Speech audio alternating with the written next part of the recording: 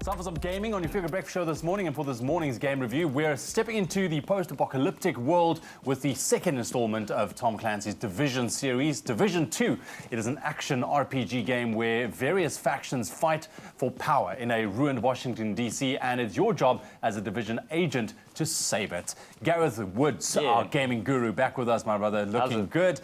Good, man. Thank you very much. So, Division 2, I think first and foremost, give us a bit of a background on the Division series itself. Yeah, so post-apocalyptic, in this case, it's a virus. So, you know, sometimes it's a bomb, alien invasion, whatever. This time, a virus is kind of throughout in Division 1, this virus that got passed around through our currency. Yeah. Basically took out most of the population, and you as a Division agent, you're kind of like this, those sleeper cells, where all of a sudden you get the call to action, and you're basically trying to basically recover mankind, all that. First game, I believe, was in New York. This one set in Washington. Yeah. Similar concept of in the ruins of Washington, as you can see. I mean, there's police cars abandoned and barricades and all sorts of stuff. Proper ruins. Yeah. It's almost realistic in the sense of, you know, we've spoken about this before, where you have this post-apocalyptic thing, and all of a sudden everyone's wearing bull horns and leather and all that. Like, they're still wearing jeans and, you know, tactical suits and all that sort of stuff. There's still cars lying around.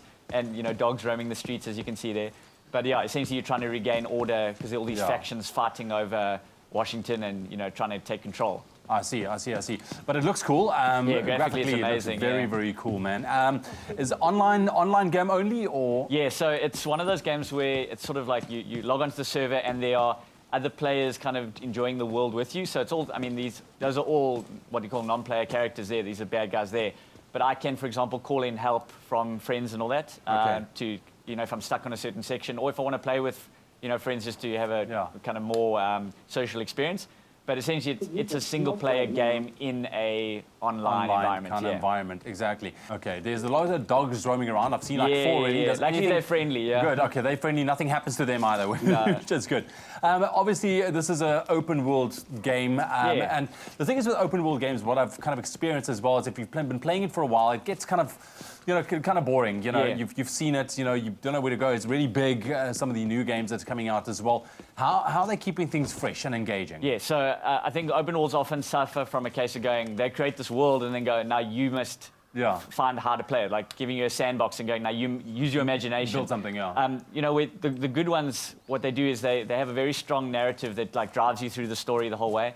Or what they do is they provide a mechanic where that repetitive loop that you're going through, like when we saw with Spider-Man, for example, like it's an open world, but just being Spider-Man and swinging around and fighting crime is fun. In this, what it is like the main storyline's compelling enough, but there's enough other random things to do, from like breaking down enemy strongholds, collecting loot, finishing side missions, so lots of extra stuff. It sounds like there's a lot of kind of end game content as well, so once your character gets to kind of the end level, then you start grouping up with your mates, because there's certain areas where you can't finish by yourself. They're like too difficult. So that kind of adds an extra layer of skill where, you know, you would pair up with friends and you'd each have different roles. So someone might be a sniper, someone's a medic. And then if the team player is not there, then you're going to suffer. So you've really got to be a cohesive unit. I see. He's got a fantastic beard. Yeah, I mean, you know, when you just like, I don't know if it's modeled on you, but look at that. When your character designed this thing, I did actually press random, but I will admit I pressed random enough times till I got a great beard. Love it, dude. All right, cool. So Division 2, final thoughts? Yeah, so really enjoying it at the moment. I think where they've done well is haven't strayed too far from what Division 1 did well, but they've addressed a lot of the concerns that people had with Division 1, which was that it did feel a little lackluster from endgame. So people played through the main story, then got to the endgame, they were kind of like, what's my incentive to keep playing? They've addressed a lot of that. And then one of the other issues was a lot of the enemies felt very samey. So like it was just the same type of guy over and over with, as you got through the levels, just bigger numbers. So more hit points, more damage, whatever. Geez, just in the 5 or 6 hours I've played, I've seen a variety of different types of enemy, and, you know, hopefully I see that continue as we go through the game. Fantastic. Gareth, thank you very much for joining us, man. That's Division 2 on your game review. Are there raccoons as well? There's raccoons as well. Division 2, you can let us know what you think. If you're into gaming, or what do you think of this guy? If you're a fan, we'd love to connect with you. # Expresso Show on our social media pages. That's your game review for this morning.